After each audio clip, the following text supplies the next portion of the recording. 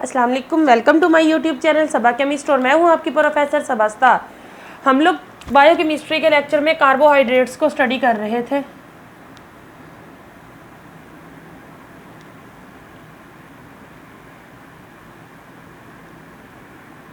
Carbohydrates के हमने cyclic structures, chain structures तक स्टडी कर लिया था। जो आज हम लोगों ने इसके बारे में देखना है वो ये है इसकी अक्रंस कि ये कार्बोहाइड्रेट्स कहाँ कहाँ पाया जाता है, इसकी अक्रंस कितनी है इस नेचर में। कहते हैं कि अगर नेचर की बात की जाए तो नेचर में सबसे ज़्यादा जो होता है वो वाटर होता है। Water most abundant.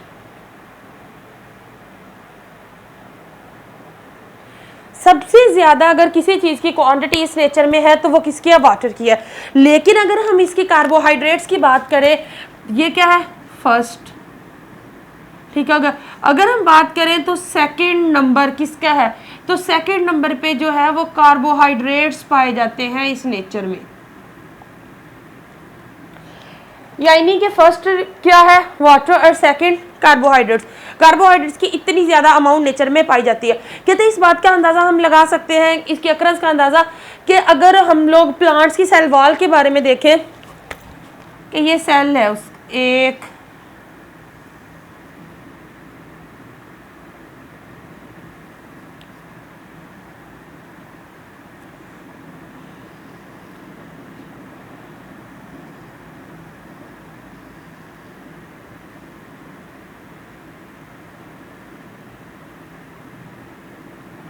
ये एक प्लांट सेल है। ठीक है, प्लांट सेल के ये वाली जो होता है ये सेल वॉल होती है, सेल वॉल। इसके अंदर न्यूक्लियस होता है, ये बाहर वाला जो है वो साइटोप्लाज्म है। कहते हैं कि ये जो इसकी सेल वॉल है वो एक मटेरियल होता है सेलुलोज, उससे मिलके बनी हुई है। अब हमें पता है कि जो प्लांट्स है वो मुख्तलिफ मतलब सेल से मिलकर बना, कितने ज़्यादा प्लांट्स की अमाउंट है तो वो किससे, जो पूरी जो सेल वॉल होगी वो किससे मिलकर बनेगी? सेलुलोज। अब देखना यह है कि सेलुलोज क्या होता है।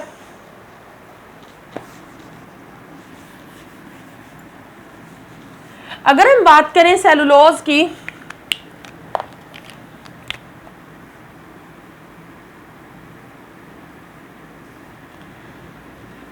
सेलुलोज को अगर हम डिफाइन करें तो हम लोग कहते हैं it is a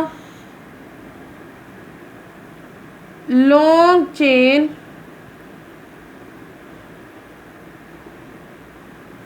of glucose with beta linkage.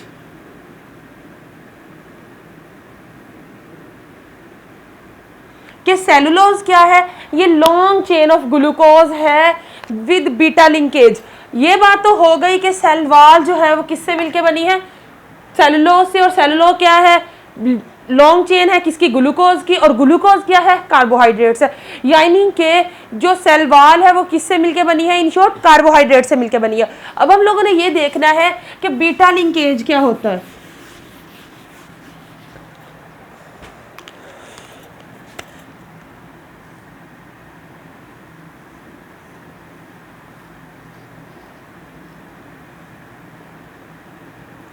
कल कुछ इस तरह से हमने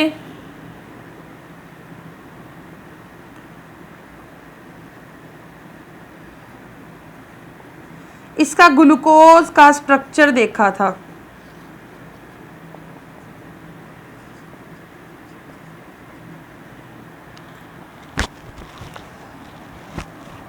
ये हो गया ग्लूकोज का स्ट्रक्चर। अच्छा, बीटा लिंकेज ये कहते हैं, अगर इसको हम लोग कहें तो ये है alpha structure. Alpha structure of glucose. अगर हम इसके बीटा स्ट्रक्चर की बात करें तो बीटा स्ट्रक्चर जो इसके उल्ट होता है,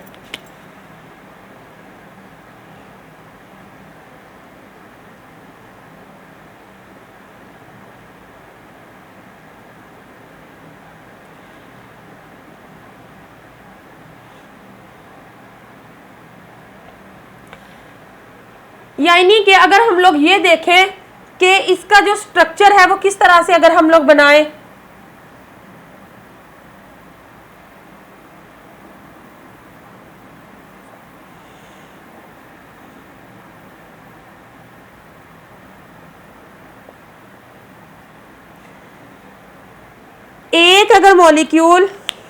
एक मॉलिक्यूल में जो ग्लूकोज है उसके अगर CH2OH ऊपर की जानिब है, जिस तरह इसमें है ये वाला, तो जो दूसरा मॉलिक्यूल होगा उसमें जो होगा उसका CH2OH वो जो होगा वो नीचे की जानिब होगा।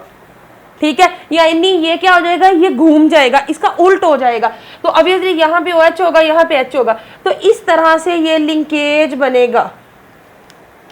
अगर ये इस तरह से हो, जिस तरह से ये है CH2OH ऊपर, इधर भी CH2OH ऊपर की जानिब हो, तब हम इसे कहेंगे ये अल्फा लिंकेज है। बीटा लिंकेज तब होता है कि ये इन्वर्ट पे हो, यानी कि अगर हम ये वाला देखें कि ये ग्लूकोज का मॉलिक्यूल है, ये CH2O जो है, ये थंब जो हमारा है ये CH2OH की जो डायरेक्शन को शो कर रहा है।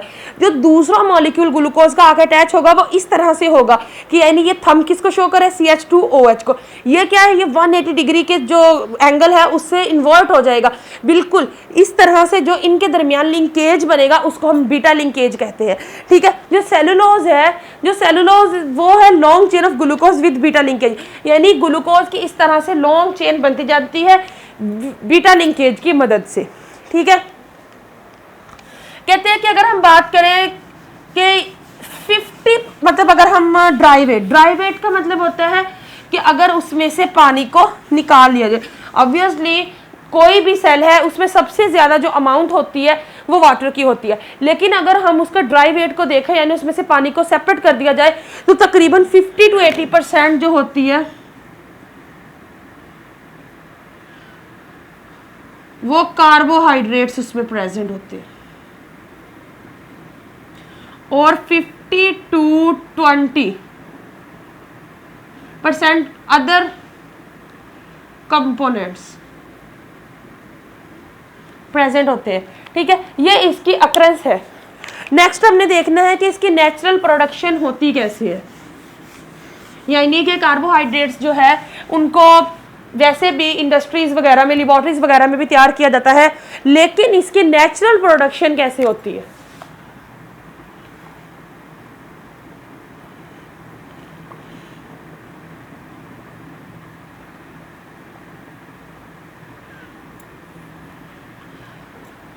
नेचुरल प्रोडक्शन, जो प्लांट्स है उनके अंदर एक ग्रीन पिगमेंट होता है जिसको क्लोरोफिल कहते हैं। क्लोरोफिल क्या करता है, ये सनलाइट की मौजूदगी में खुराक तैयार करता है। ये सनलाइट को ट्रैप करता है, जिसकी वजह से ये क्या करता है, ये कार्बोहाइड्रेट्स तैयार करता है, जिसकी ये ग्लूकोज की फॉर्म में अपनी जो फूड है वो तैयार करता है, प्रिपरेशन करता है फूड की ग्लूकोज की फॉर्म में। अगर हम लोग देखें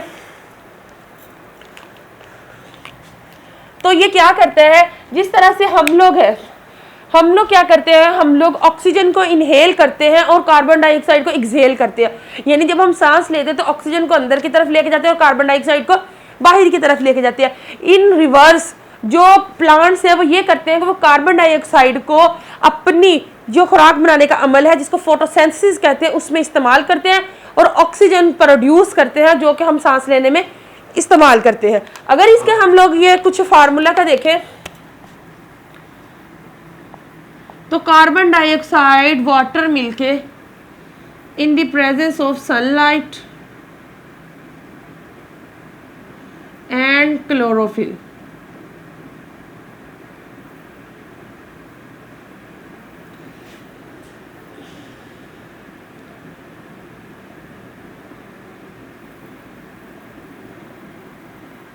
ये इस तरह से प्रोड्यूस करते हैं। ये क्या है, कार्बन डाइऑक्साइड और वाटर को इस्तेमाल करके सनलाइट और क्लोरोफिल की मौजूदगी में वो ग्लूकोज और ऑक्सीजन बना रहे हैं। इधर ग्लूकोज क्या है, जो ग्लूकोज है वो कार्बोहाइड्रेट्स है। ठीक है, इस तरह से कार्बोहाइड्रेट की जो है वो नेचुरल जो है वो प्रोडक्शन होती है। अगर हम इस इक्वेशन को बैलेंस करें ये देखिए कार्बन के कितने मॉलिक्यूल्स है 6, लेकिन इधर इस वाली इक्वेशन में कितने हैं 1 है। तो इसके लिए हमें बैलेंसिंग करने के लिए इधर हम लोग इसके साथ 6 लगा देंगे। अगर हम बात करें ऑक्सीजन की तो 6 2 12, ये क्या है 6 है, ठीक है। इधर भी हम लोग 6 लगा देंगे तो इससे ये क्या हो जाएगा, ये 6 2 12 हो जाएगा। इधर हम बात करें हाइड्रोजन की, हाइड्रोजन इधर कितने हैं 2 और इधर कितने हैं 12, तो हम लोग फिर इधर 6 लगाते हैं, 6 2 12 और ये 6 ऑक्सीजन ये वाले। इस तरह से ये मुकम्मल जो है वो बैलेंस हो जाती है कि ये इसकी एक बैलेंसिंग इक्वेशन है किसकी, प्रोडक्शन ऑफ ग्लूकोज या production of carbohydrates with the help of photosynthesis, ठीक है। नेक्स्ट है कि how carbohydrates are the major source of energy, कि कार्बोहाइड्रेट्स कैसे एनर्जी के मेजर सोर्सेज हैं।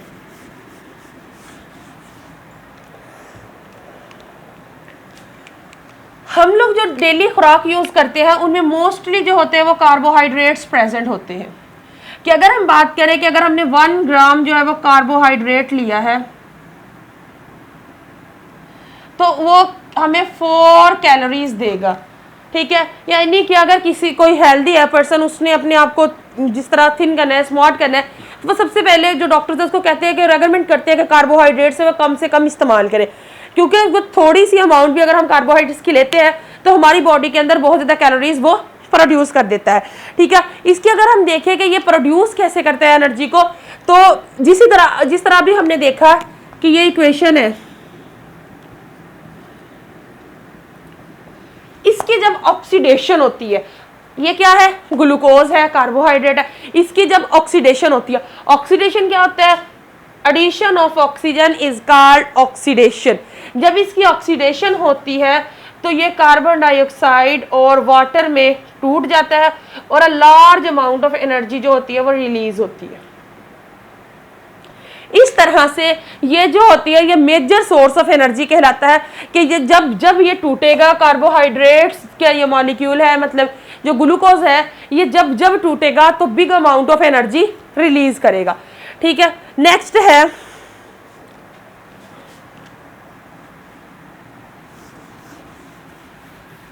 ये तो हमने सोर्स के बारे में बता दिया।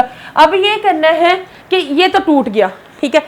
अब देखना ये है कि कार्बोहाइड्रेट्स एनर्जी को सप्लाई कैसे करता है।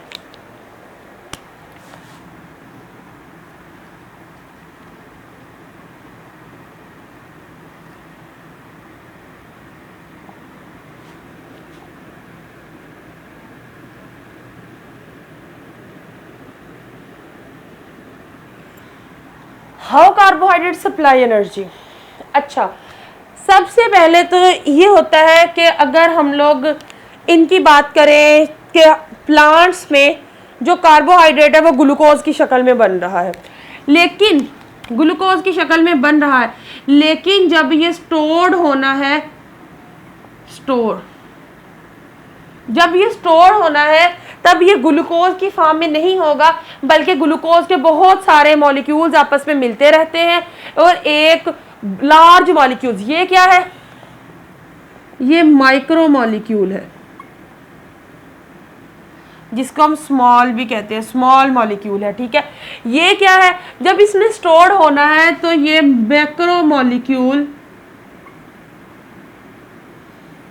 यानी लार्ज में कन्वर्ट हो जाता है। इस फॉर्म में ये क्या होता है, ये स्टोर होता है।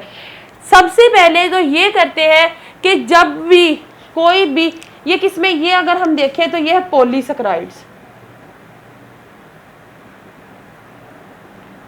पॉली मीन मैनी, यानी इसमें बहुत से शुगर मॉलिक्यूल जो है, सैकेराइड्स होता है उसको शुगर्स भी कहते हैं, तो बहुत से शुगर मॉलिक्यूल्स अटैच होते हैं।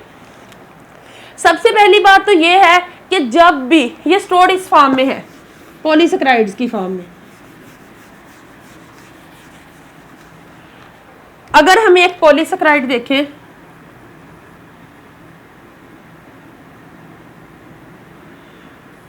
तो क्या है, फॉर एग्जांपल ग्लूकोज का कोई लगा लेते हैं, जिस तरह स्टार्च है कि ये ग्लूकोज के बहुत से मॉलिक्यूल्स में, मतलब इसमें बहुत से मॉलिक्यूल्स ग्लूकोज के हैं। सबसे पहले ये होते हैं कि जो ग्लूकोज ये पॉलीसेक्राइड होता है, ये डाइसेक्राइड्स में कन्वर्ट होता है। डाइसेक्राइड, डाई मीन्स होता है 2, यानी जिसमें 2 शुगर मॉलिक्यूल्स पाए जाते हैं। जब ये बॉन्ड टूटेंगे, मुख्तलिफ बॉन्ड्स जो होते हैं वो टूटते जाते हैं। जब भी कोई भी बॉन्ड टूटता है, ब्रेकेज ऑफ बॉन्ड में क्या होता है, एनर्जी रिलीज होती है। जब भी कोई बॉन्ड फॉर्म होता है, बॉन्ड बनता है, तो उसमें एनर्जी यूज होती है। ब्रेकिंग में क्या होता है, ब्रेकेज जब भी होती है उसमें एनर्जी रिलीज होती है, और जब फॉर्मिंग होती है उसमें एनर्जी अब्जॉर्ब होती है, एनर्जी यूज होती है। अब ये इससे भी हमें क्या हो रहा है, एनर्जी मिल रही है, ये जब इनकी ब्रेकडाउन हो रही है। अब ये डाइसेक्राइड्स है, डाइसेक्राइड्स जो है वो नेक्स्ट मोनोसेक्राइड्स में कन्वर्ट होंगे। मोनोसेक्राइड्स मीन एक शुगर मॉलिक्यूल, यानी इसमें जस्ट एक ग्लूकोज का अकेला अकेला मॉलिक्यूल रह जाएगा। अब डाइसेक्राइड्स जब है, इनमें के दरमियान भी बॉन्ड टूटेगा, ये मोनोसेक्राइड्स में हो गए, तो इससे भी क्या होगा, एनर्जी रिलीज होगी। और जो ये मोनोसेक्राइड्स होते हैं, ये सिंपल शुगर्स होती हैं, ये डायरेक्टली ब्लड स्ट्रीम में अब्जॉर्ब कर ली जाती है। यहाँ तक हमारा जो लेक्चर है वो एंड होता है। कल को हम लोग देखेंगे कि फंक्शंस कौन कौन से हैं कार्बोहाइड्रेट्स के। अगर किसी बात की समझ ना आई हो तो आप कमेंट सेक्शन में कमेंट करके पूछ सकते हैं। मिलते हैं कल को एक नए लेक्चर के साथ। अपना ख्याल रखिएगा। अल्लाह हाफिज़।